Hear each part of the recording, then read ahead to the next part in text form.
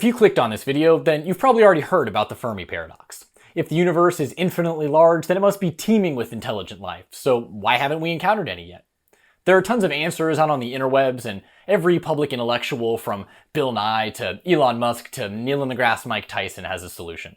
If you ask Bill Nye, he says that the problem is that we've only been sending and receiving transmissions for the last couple decades, so we shouldn't have expected to have heard anything yet. This image shows the extent of our radio broadcasts compared to the size of the Milky Way galaxy. It makes it pretty clear that there could be civilizations out there that we just haven't reached yet. Or maybe civilizations that do survive long enough to enable interplanetary travel are incredibly risk-averse. A civilization bold enough to just show up at the doorstep of every planet containing intelligent life may be too willing to roll the dice and would have died off already. Or maybe aliens already have visited us. Maybe they've advanced cloaking devices, and all those people that you see talking loudly on speakerphone in public are just aliens that haven't figured out social cues yet. Or maybe most alien life is stuck in subterranean oceans because water is easily evaporated on the surface. Or maybe there's a limit to how fast a biological organism can travel without tearing itself apart, or maybe there's a great filter which limits the growth potential of civilizations, or maybe the aliens are waiting for us to advance more before making contact, or maybe the type of star needed for life is rare, or maybe habitable zones just don't last for very long, or maybe all the aliens are stuck in the single cell phase, or maybe they just don't think we're cool, or maybe they don't exist at all, or maybe they're just all busy masturbating? I mean, it kind of makes sense. All the aliens could just be in advanced masturbation pods living out their deepest desires and have no interest in exploring the universe. First of all, they definitely have the tech. I mean, you're telling me that they created a Dyson sphere around their sun to harness energy to fuel spacecraft to hop between planets, but they don't have the technology for a decent set of VR goggles and automated fleshlights?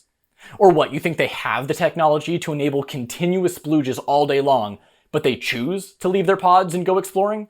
What makes you think they'd choose that? Seriously, look at humans. We have this great tool called the internet, which enables us to immediately connect with people from around the world to work collaboratively on projects that could improve society.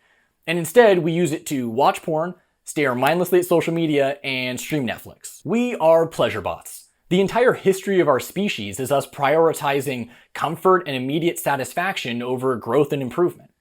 Just look at rats. If you give them a button that dispenses food, and a button that gives them a mind-shattering orgasm, they will click that nut button until they keel over and die of starvation. And if that ain't a metaphor, then I don't know what is. Metaphor? Analogy? I don't know. I could look it up, but I'm not going to, because I'm lazy, and so are you. We don't spend our lives doing great things. We stop trying and just relax at every available opportunity. When you come home from work, you probably don't slave away on passion projects until you pass out from exhaustion. You just flop on your bed and start watching YouTube. And other animals are the same way. Once a monkey acquires a banana and a cute monkey girlfriend, it doesn't frantically try to renovate the forest, it just chills. But clearly I'm being reductive, right? I mean, look at all the scientists working on carbon nanotubes and genetic engineering. Surely they show that humans have a drive inside of them pushing us toward greatness. So what do I have to say to these counterexamples?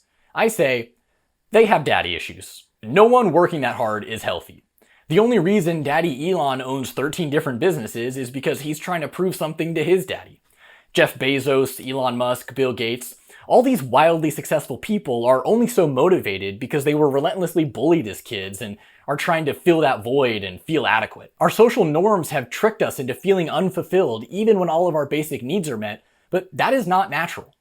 What, you think the monkey is the one misunderstanding its purpose in life when it relaxes with its banana? You think the monkey is the confused one? Bitch, when was the last time you saw a monkey kill itself? They don't, because they aren't the ones that are convinced that social approval is as important as food. But ultimately, we are no different than every other animal.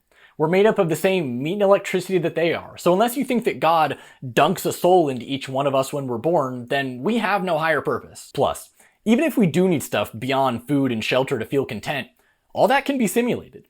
If we could pop Elon in a pod and simulate a standing ovation at the World Government Summit, then he would never feel the need to leave. It's much more possible to perfect a simulated world than it is to find a perfect external world. So look, it may not all be about porn. Maybe all the aliens are in their pods simulating social approval and personal achievement. But fundamentally, all animals are driven by a desire for pleasure. And that can be simulated a whole lot easier than space travel can be achieved. A truly advanced civilization is not a spacefaring one, but one with high refresh rate monitors and AIs that are good at figuring out what makes us horny. So next time you're staring longingly into that night sky, just remember that there are other life forms out there, staring longingly into their VR goggles.